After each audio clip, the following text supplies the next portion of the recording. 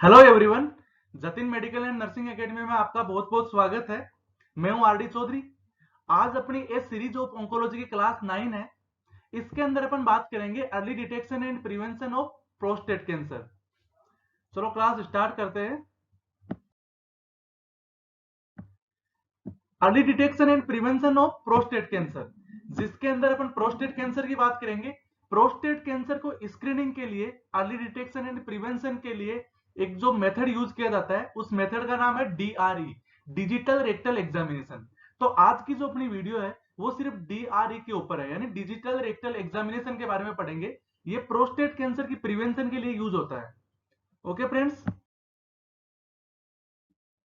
DRE, digital rectal examination. सबसे पहले अपन DRE, डिजिटल रेक्टल एग्जामिनेशन का इंट्रोडक्शन की बात करेंगे।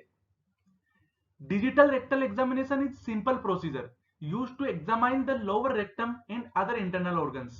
सबसे पहले बात करते हैं जो DRE है, इसका यूजेज क्या है। ये एक तरह से सिंपल प्रोसीजर है और इसके यूज से अपन लोअर रेक्टम का जो पार्ट है उसको एग्जामाइन किया जाता है, और उसके साथ ही साथ जो अदर इंटरनल ऑर्गन्स होते हैं उनको एग्जामाइन किया जाता है। यानी डिजिटल रेक्टल एग्जामिनेशन एक सिंपल प्रोसीजर है। इसके यूज से लोअर रेक्टम का पार्ट और इंटरनल ऑर्गन होते हैं उनको एग्जामिनेशन किया जाता है। DRE is done for number of reasons. जो डिजिटल रेक्टल एग्जामिनेशन है, इसको करने के कई रीजंस है। इसको अपन सिर्फ प्रोस्टेट कैंसर की स्क्रीनिंग के लिए यूज करते हैं, बट सिर्फ और सिर्फ प्रोस्टेट कैंसर की स्क्रीनिंग के लिए यूज नहीं करते। इसके और भी कुछ रीजंस होते हैं जिनके बारे में भी अपन यहाँ पे बात करेंगे। It's is quick easy way to check the health of men's prostate cancer. ये एक आसानी से और जल्दी से जो मेंस के जो प्रोस्टेट होते हैं उनको चेक करने का एक मेथड है।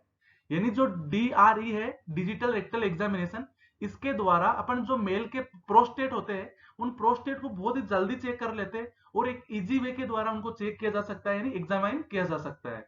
It can detect condition like, इसको अपन किस किस कंडीशन के अंदर यूज करते हैं, जैसे उनकी बात करें तो जैसे इनलार्ज प्रोस्टेट, जो प्रोस्टेट बढ़ जाते हैं, इनलार्ज हो जाते हैं, जिसको अपन बिनाइन प्रोस्टेट हाइपरप्लासिया भी बोलते हैं। तो उसके जो, जिसको अपन शॉर्ट के अंदर BPH बोलते हैं, यानी जब BPH हो जाता है, बिनाइन प्रोस्टेट हाइपरप्लासिया हो जाता है, जिसको अपन इनलार्ज प्रोस्टेट बोलते हैं, तो उस कंडीशन में भी डिजिटल रेक्टल एग्जामिनेशन किया जाता है। फिर उसके बाद कहते हैं प्रोस्टेट कैंसर। जो प्रोस्टेट कैंसर यदि किसी को हो गया, या फिर उसकी स्क्रीनिंग के लिए इसको यूज किया जाता है, जिसको अपन अपना मेन टॉपिक है आज। DRE यूजेज, जो डिजिटल रेक्टल एग्जामिनेशन है, इसके कंप्लीट यूजेज की बात करें तो इससे एक तो रेक्टल ट्यूमर्स को डायग्नोस किया जाता है। यानी नंबर 1 क्या किया जाता है, रेक्टल ट्यूमर को डायग्नोस किया जाता है।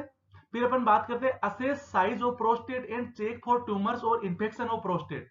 जो प्रोस्टेट होते हैं उनकी एक्चुअल जो साइज होती है उस साइज को असेस किया जाता है, और उसके साथ ही साथ वहां कोई ट्यूमर तो डेवलप नहीं होगी, इसको चेक किया जाता है। और उसके साथ ही साथ जो प्रोस्टेट के अंदर किसी भी प्रकार का इंफेक्शन हो तो उसको भी डायग्नोस करने के लिए इसका यूज होता है।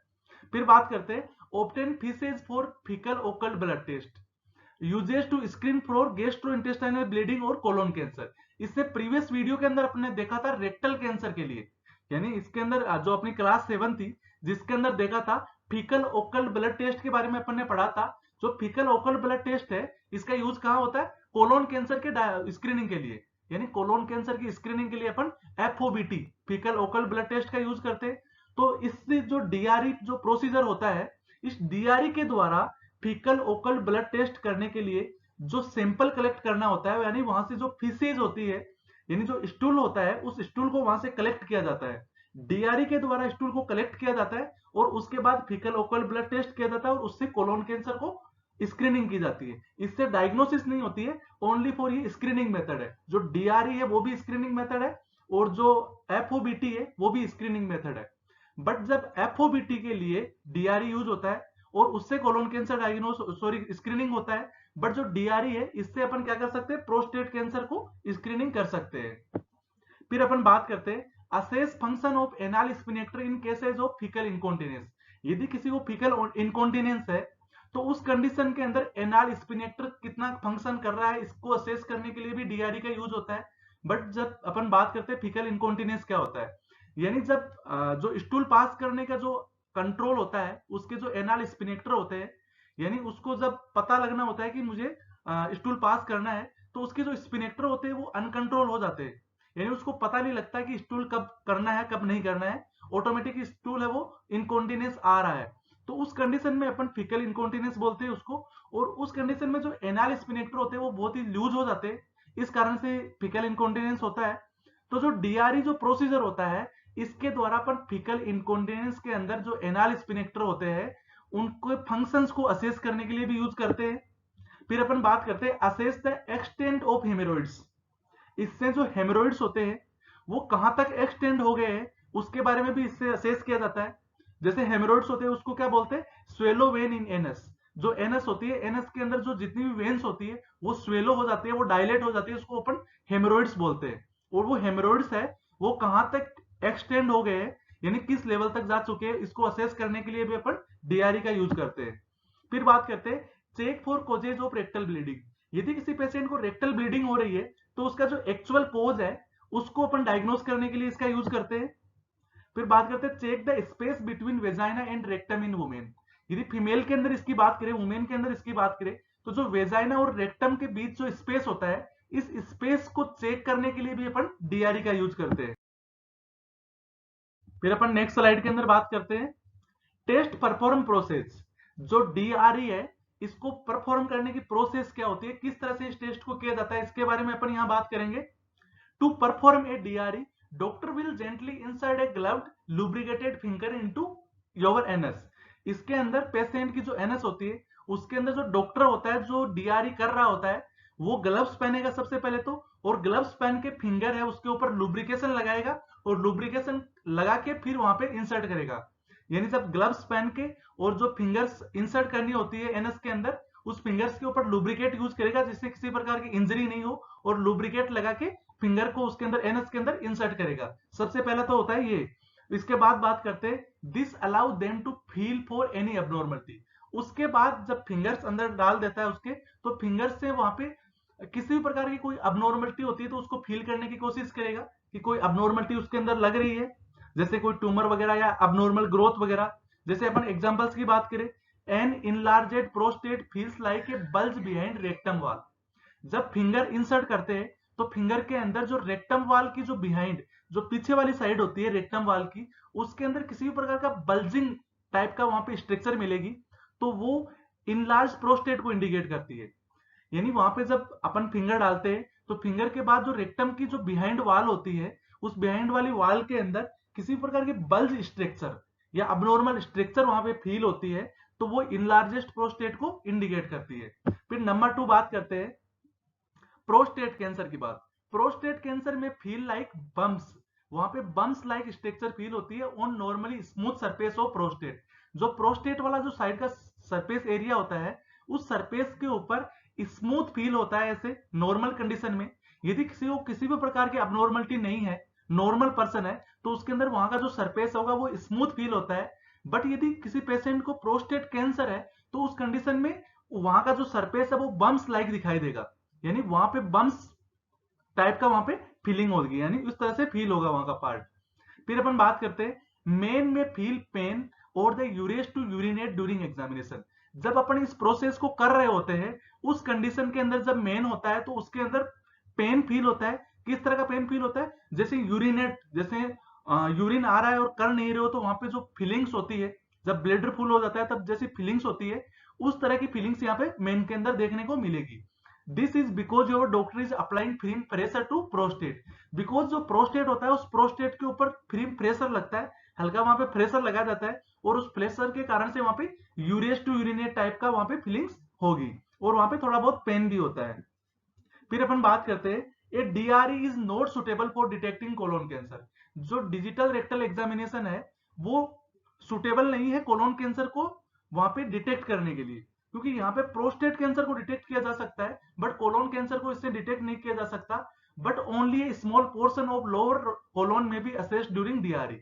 पर जो डेक्टल रेक्टल एग्जामिनेशन है, डिजिटल रेक्टल एग्जामिनेशन है, इसके द्वारा जो कोलोन कैंसर को तो डायग्नोस नहीं किया जा सकता, उसको स्क्रीन नहीं किया जा सकता, बट इसका जो लोअर पार्ट है, कुछ पार्ट जो रेक्टम के पास में आता है, उस वाले पार्ट को अपन वहां पे थोड़ा बहुत इससे स्क्रीनिंग कर सकते हैं, वहां पे भी कोलोन कैंसर को थोड़ा बहुत डिटेक्ट किया जा सकता है। कंप्लीट इसको कोलोन कैंसर को डायग्नोस करने के लिए, डिटेक्ट करने के लिए वहां पे डिटेक्ट करने के लिए तो क्या करेंगे, वहां पे जो ओकल ब्लड टेस्ट किया जाता है, और कंप्लीट डायग्नोसिस के लिए ओकल ब्लड टेस्ट के बाद कोलोनोस्कोपी की जाती है। फिर अपन बात करते हैं डिजिटल रेक्टल एग्जामिनेशन में भी use to obtain stool sample. जब डीआरई करते हैं तो डीआरई के द्वारा अपन स्टूल का सैंपल कलेक्ट करते हैं। If blood is present in stool it may indicate colon cancer और अदर प्रॉब्लम्स। और वहां पे जो स्टूल का सैंपल कलेक्ट किया जाता है उसको इसलिए उठाया जाता है सैंपल को कि वहां पे ब्लड की प्रेजेंस को देखा जाता है, और जब वहां पे ब्लड की प्रेजेंस मिलती है तो वो कोलोन कैंसर को इंडिकेट करती है। बट जो ये वाला टेस्ट है ये किससे किया जाता है, फीकल ओकल ब्लड टेस्ट यानी एफओबीटी के द्वारा किया जाता है। डीआरई के द्वारा तो स्टूल का सैंपल कलेक्ट किया जाता है, और एफओबीटी के द्वारा वहां पे ब्लड की प्रेजेंस को डिटेक्ट किया जाता है और उससे कोलोन कैंसर डायग्नोस होता है। और जब अकेला डीआरई होता है तो अकेले डीआरई से अपन क्या करते हैं, वहां पे प्रोस्टेट कैंसर को स्क्रीनिंग करते हैं। अब चलते हैं नेक्स्ट स्लाइड पे। अब अपन यहाँ पे बात करेंगे प्रिपेयर फॉर डीआरई। जब डिजिटल रेक्टल एग्जामिनेशन करते हैं तो उसके साथ अपने को क्या प्रिपरेशन करने की जरूरत होती है, किस तरह से प्रिपेयर होकर उसको डीआरई को किया जाता है, इसके बारे में अपन बात करेंगे। Patient put on hospital gown. जब जिस पेशेंट का अपन डिजिटल रेक्टल एग्जामिनेशन करना होता है उसको खुद के कपड़ों में नहीं रखा जाता है, उसके ओवर जो क्लोथ्स होते हैं उनको उतार के वहां पे हॉस्पिटल गाउन उसको पहनाया जाता है। During exam doctor will choose the position that most comfortable for you. जब भी डॉक्टर एग्जामाइन करता है, जब डिजिटल रेक्टल एग्जामिनेशन करता है तो उस कंडीशन के अंदर उसके पास खूब सारे ऑप्शंस होते हैं कि उसको किस पोजीशन के अंदर पेशेंट को लिटा के डीआरई करना है। बट उस तरह के ऑप्शंस पेशेंट को दिए जाते हैं कि आप किस कंफर्टेबल पोजीशन के अंदर लेटना चाहते हो। जैसे कौन कौन से ऑप्शंस होते हैं उनके बारे में अपन बात करेंगे। ऑप्शन इंक्लूड जैसे lying on your side line position के अंदर भी डिजिटल रेक्टल एग्जामिनेशन किया जा सकता है। उसके साथ ही साथ स्क्वेटिंग ऑन एग्जाम टेबल के अंदर स्क्वाटिंग पोजीशन के अंदर भी वहां पे डीआरई किया जा सकता है। बेंडिंग ओवर द टेबल के ऊपर बेंडिंग होके भी वहां पे किया जा सकता है। Lying on table with your feet rest in stirrups. एक टेबल के ऊपर लाइन जो लेट जाता है और उसके बाद जो फिट्स होते हैं उनको स्ट्रूप्स पे रेस्ट कर दिया जाता है यानी ऊपर उठा दिया जाता है। तो इस तरह से जो चार पोजीशंस होती है इन चारों पोजीशंस को पेशेंट को बता दिया जाता है कि इनमें से आपको जो भी कंफर्टेबल पोजीशन लगे उस पोजीशन के अंदर डीआरई किया जा सकता है। Doctor will ask to patient for relax before gently insert a gloves and lubricated finger into anus. Doctor होता है वो पेशेंट को पूछता है कि आप रिलैक्स हो। कब पूछता है, जब वहां पे जो ग्लव्स डाल के जो फिंगर लुब्रिकेट करके एनएस के अंदर डालनी होती है। पहले तो क्या करेगा, ग्लव्स पहनेगा डॉक्टर, और ग्लव्स के बाद जो उसकी फिंगर्स होगी उसके ऊपर लुब्रिकेशन लगाएगा और लुब्रिकेशन लगा के फिंगर को एनएस के अंदर इंसर्ट करेगा। बट जस्ट इससे पहले पेशेंट से पूछेगा, जस्ट वन क्वेश्चन करेगा कि जब आप रिलैक्स हो तो ये प्रोसीजर किया जा सकता है। फिर अपन बात करते हैं then they will probe your lower rectum for few seconds to few minutes. जब ये प्रोसेस करते हैं तो इसके अंदर कुछ सेकंड से लेके कुछ मिनट तक जो लोअर रेक्टम वाला पार्ट होता है उस पार्ट के अंदर फिंगर्स को इंसर्ट करा के रखते हैं। दे में press down on your lower abdomen during exam. और एग्जामिनेशन के अंदर धीरे धीरे जो भी अपन लोअर एब्डोमेन वाला जो पार्ट होता है उसको प्रेस किया जाता है नीचे वाली साइड से। अब नेक्स्ट स्लाइड के अंदर बात करते हैं व्हाट हैपन आफ्टर डीआरई। जब डिजिटल रेक्टल एग्जामिनेशन कर चुके होते हैं तो उसके बाद अपने को क्या करने की जरूरत है, इसके बारे में अपन बात करेंगे। A digital rectal examination is safe and easy exam. तो सबसे पहले तो अपन बात करेंगे ये बहुत ही ज्यादा सेफ है, इसका कोई साइड इफेक्ट नहीं है, इससे कोई इंजरी वगैरह के भी कोई चांसेस नहीं है, और उसके साथ ही साथ बहुत इजी एग्जाम है। यानी इसके अंदर बहुत सारे इंस्ट्रूमेंट की कोई जरूरत नहीं होती, ये नॉर्मली परफॉर्म किया जाने वाला प्रोसीजर है। No equipment needed. इसके अंदर किसी भी प्रकार के इक्विपमेंट की जरूरत नहीं होती, सिर्फ ग्लव्स और लुब्रिकेंट की जरूरत होती है। ग्लव्स पहन के अपनी फिंगर्स के ऊपर लुब्रिकेंट लगा के किया जा सकता है। Other than examination glove and lubricant, इसके अंदर किसी भी प्रकार के इक्विपमेंट की जरूरत नहीं होती ग्लव्स और लुब्रिकेंट के अलावा। फिर अपन बात करते हैं doctor will be looking for things such as an enlarged prostate. इस प्रोसीजर के द्वारा इनलार्ज प्रोस्टेट को डायग्नोस किया जाता है, उसको देखा जाता है। नोडल्स को देखा जाता है और टेंडरनेस ऑफ प्रोस्टेट को देखा जाता है। जो ग्रोस ब्लड होता है वहां पे उसको देखा जाता है। हेमोरॉइड्स को देखा जाता है। जो एनाल फिशर्स होती है उनको एग्जामाइन किया जाता है, और जो रेक्टल ट्यूमर्स होती है इनको वहां पे एग्जामाइन किया जाता है। यानी इस तरह से खूब सारी चीजें होती है जिनके लिए वहां पे उनको एग्जामाइन करने के लिए इस प्रोसेस को किया जाता है। कौन कौन सी होती है इनको एक बार दोबारा देखते हैं। जैसे इनलार्ज प्रोस्टेट हो जाए, या फिर जो प्रोस्टेट के अंदर किसी भी प्रकार की टेंडरनेस या नोडल्स हो, या फिर वहां पे जो ग्रोस ब्लड होता है उसके बारे में बात करते हैं, या फिर हेमोरॉइड्स, एनाल फिशर और रेक्टल ट्यूमर। इन सभी चीजों को डिटेक्ट करने के लिए या इनको एग्जामाइन करने के लिए, इनकी स्क्रीनिंग के लिए डिजिटल रेक्टल एग्जामिनेशन किया जाता है। फिर अपन बात करते हैं if you have an abnormality, यदि इनके अंदर किसी भी प्रकार की आपको अबनॉर्मलिटी दिखाई देती है, that your doctor can not diagnose with certainly at time of exam, यदि इसके अंदर किसी भी प्रकार की अबनॉर्मलिटी मिलती भी है तो वहां पे डॉक्टर आपका डायग्नोस नहीं कर सकता, क्योंकि डीआरई एक तरह से स्क्रीनिंग मेथड है, वहां पे नीड फर्दर टेस्टिंग। तो वहां पे जो डॉक्टर होता है वो पेशेंट को नीड फर्दर टेस्टिंग, यानी कि आपको और किसी प्रकार की कंफर्मेटरी टेस्ट की वहां पे जरूरत है। यानी जो डीआरई है वो एक तरह का स्क्रीनिंग मेथड है, ये डायग्नोस्टिक मेथड नहीं है। यदि डीआरई के दौरान किसी प्रकार की अबनॉर्मलिटी डिटेक्ट होती भी है तो वहां पे इसके द्वारा अपन डायग्नोस नहीं कर सकते, किसको, प्रोस्टेट कैंसर को, या फिर इनलार्जेस्ट प्रोस्टेट, इस तरह की किसी भी कंडीशन को वहां पे डायग्नोस नहीं किया जा सकता है। फिर अपन बात करते हैं द टेस्टिंग में इंक्लूड ए बायोप्सी, जो फर्दर टेस्टिंग होती है इसके अंदर क्या क्या आती है, या तो बायोप्सी की जाती है, या प्रोक्टोस्कोपी की जाती है, या सिग्मोइडोस्कोपी की जाती है, या फिर कोलोनोस्कोपी की जाती है। जो सबसे पहले डीआरई किया जाता है वो स्क्रीनिंग मेथड है, यानी अपन सिर्फ और सिर्फ प्रोस्टेट कैंसर की अपन बात करें तो प्रोस्टेट कैंसर के सबसे पहले स्क्रीनिंग मेथड की बात करें तो वो होता है डिजिटल रेक्टल एग्जामिनेशन। और जब अपन कंफर्मेटरी या फिर डायग्नोस्टिक मेथड की अपन बात करें तो वो होता है biopsy, proctoscopy, sigmoidoscopy and colonoscopy. But यहाँ पे बायोप्सी से कंफर्मेटरी टेस्ट है, पर ना तो अकेला प्रोक्टोस्कोपी है, ना सिग्मोइडोस्कोपी है, ना कोलोनोस्कोपी है।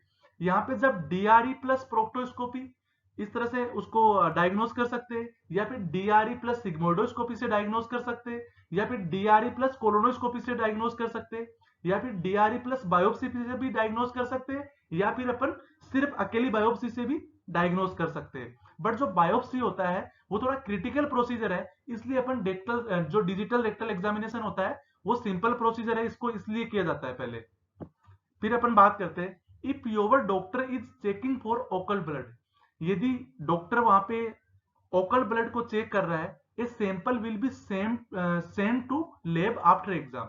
जब डीआरई डिजिटल रेक्टल एग्जामिनेशन किया जाता है तो उसके दौरान अपन वहां पे ओकल ब्लड यदि दिखाई देता है अपने को, तो उस कंडीशन में वहां पे स्टूल का सैंपल लिया जाता है और वहां पे उसको लेबोरेटरी के अंदर भेज दिया जाता है। And you should have the result with in 1 to 2 days, और 1 से 2 दिन के अंदर इसकी रिपोर्ट्स है वो अपन कलेक्ट कर सकते हैं।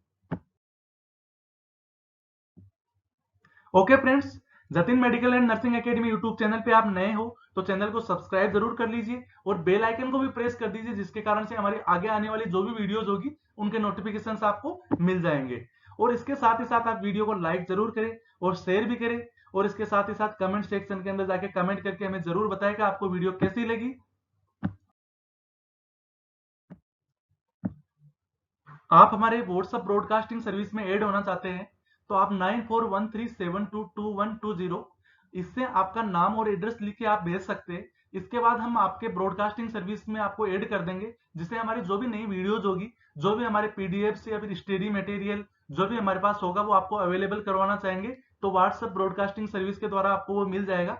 और इसके साथ ही साथ आप हमारा एक फेसबुक पेज है Jatin medical and nursing academy के नाम से, उसको लाइक कीजिए। और हमारा एक इंस्टाग्राम पेज है Jatin medical and nursing academy के नाम से, वहां पे भी आप फॉलो कीजिए। इन दोनों पेज पे यहाँ पे डेली क्वेश्चंस मिलते रहते हैं, आपको ऑप्शनल क्वेश्चन मिलते हैं वहां पे, जिनके वहां पे प्रैक्टिस की जा सकती है। Thank you friends, bye for now and see you later, bye bye.